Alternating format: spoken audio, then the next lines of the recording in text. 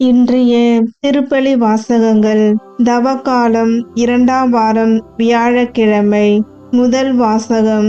மனிதரில் நம்பிக்கை வைப்போர் சபிக்கப்படுவர், ஆண்டவரில் நம்பிக்கை வைப்போர் பேறு பெற்றோர். இறைவாக்கினர் எரேமியா நூலிலிருந்து வாசகம். அதிகாரம் 17, இறை வார்த்தைகள் 5 முதல் 10 முடிய. ஆண்டவர் கூறுவது இதுவே: மனிதரில் நம்பிக்கை வைப்போரும் வலுவற்ற மனிதரில் தம் வலிமையை காண்போரும் சபிக்கப்படுவர். அவர்கள் பாலை நிலத்து புதர் செடிக்கு ஒப்பாவர்.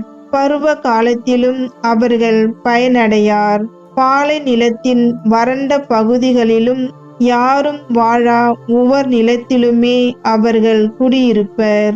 ஆண்டவரில் நம்பிக்கை வைப்போர் பேறு பெற்றோர். ஆண்டவரே அவர்களது நம்பிக்கை. அவர்கள் நீர் அருகில் நடப்பட்ட மரத்துக்கு ஒப்பாவர். அது நீரோடையை நோக்கி வேர் விடுகின்றது. வெப்பமிகு நேரத்தில் அதற்கு அச்சமில்லை. அதன் இலைகள் பசுமையாயிருக்கும். வறட்சி மிகு ஆண்டிலும் அதற்கு கவலை ஏறாது. அது எப்போதும் கனி கொடுக்கும். இதயமே அனைத்திலும் வஞ்சகம் மிக்கது. அதனை நலமாக்க முடியாது. அதனை யார்தான் புரிந்து கொள்வர்? ஆண்டவராகிய நானே இதய சிந்தனைகளை ஆய்பவர், உள்ளுணர்வுகளை சோதித்து அறிபவர். ஒவ்வொருவரின் வழிகளுக்கும் செயல்களின் விளைவுக்கும் ஏற்றவாறு நடத்துபவர். ஆண்டவரின் அருள்வாக்கு. இறைவனுக்கு நன்றி. பதிலுரை பாடல். திருப்பாடல் 1. வசனங்கள் 1, 2, 3, 4 மற்றும் 6. பல்லவி. ஆண்டவர் மீது நம்பிக்கை கொண்டவரே பேறு பெற்றவர். நற்பேறு பெற்றவர் யார்?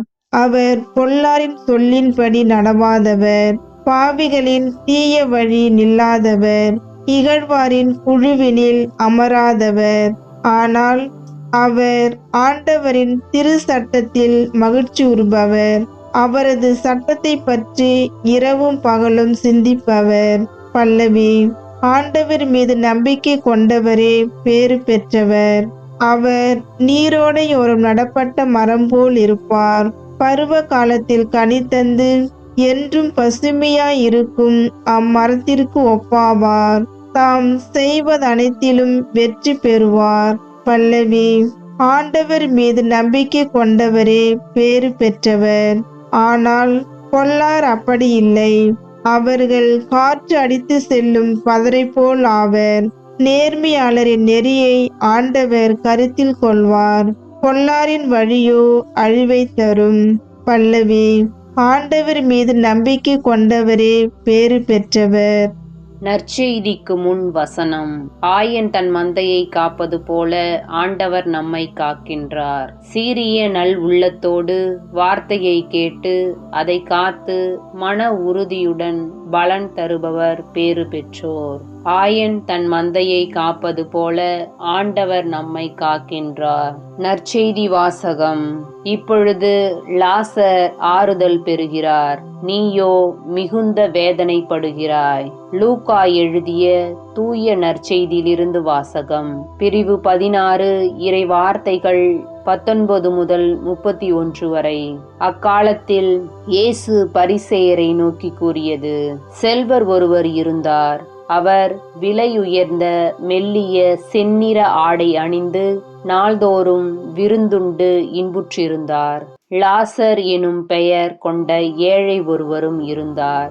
அவர் உடல் முழுவதும் புண்ணாயிருந்தது. அவர் அச்செல்வருடைய வீட்டு வாயில் அருகே கிடந்தார்.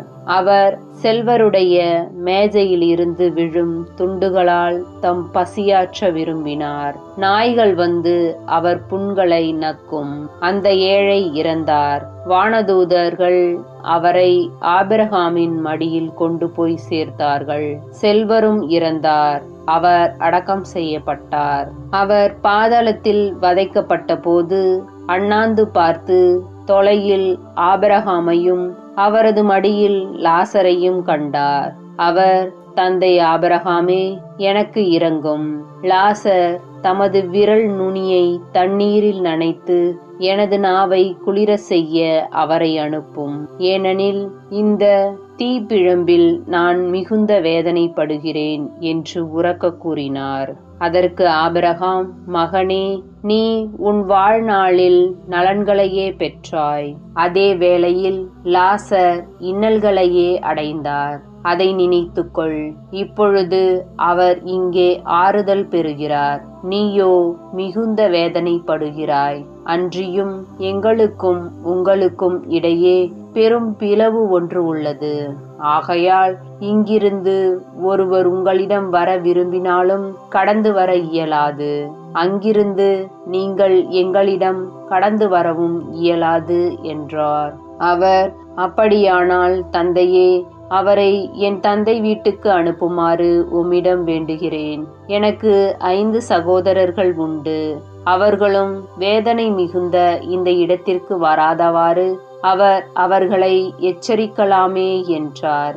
அதற்கு ஆபிரகாம், மோசேயும் இறைவாக்கினர்களும் அவர்களுக்கு உண்டு, அவர்களுக்கு செவிசாய்க்கட்டும் என்றார். அவர், அப்படியல்ல தந்தை ஆபிரகாமே, இறந்த ஒருவர் அவர்களிடம் போனால் அவர்கள் மனம் மாறுவார்கள் என்றார். ஆபிரகாம், அவர்கள் மோசேக்கும் இறைவாக்கினருக்கும் செவிசாய்க்காவிட்டால் இறந்த ஒருவர் உயிர்த்தெழுந்து அவர்களிடம் போனாலும் நம்ப மாட்டார்கள் என்றார். ஆண்டவரின் அருள்வாக்கு. கிறிஸ்துவே உமக்கு புகழ்.